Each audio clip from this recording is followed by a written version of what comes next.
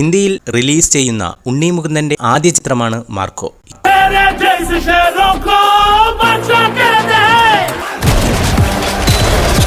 Marco ഉത്തരേന്ത്യയിലും ഹിറ്റായതോടെ ഉണ്ണി മുകുന്ദനെ ഇനി ബോളിവുഡ് കൊണ്ടുപോകുമെന്ന് തന്നെയാണ് ആരാധകർ വിലയിരുത്തുന്നത്. ഹിന്ദി പതിപ്പിനോടുള്ള പ്രേക്ഷക പ്രതികരണം കണ്ട് ബോളിവുഡ് ഞെട്ടിയെങ്കിൽ ഉണ്ണി മുകുന്ദന്റെ ഹിന്ദി കേട്ട് ഞെട്ടുകയാണ് മലയാള സിനിമ.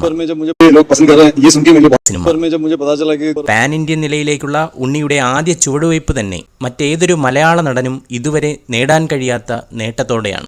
ഹിന്ദി യൂട്യൂബ് റിവ്യൂവർമാരും മാർക്കോ കണ്ട് കിളിപറന്ന അവസ്ഥയിലാണ്.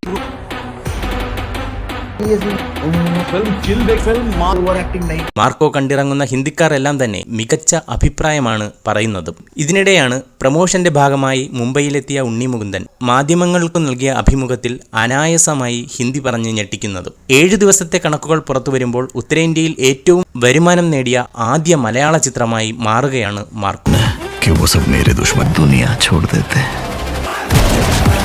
വൈകാതെ തന്നെ ചിത്രം 100 കോടി ക്ലബിലേക്ക് എത്തുമെന്ന് ഉറപ്പാണ്.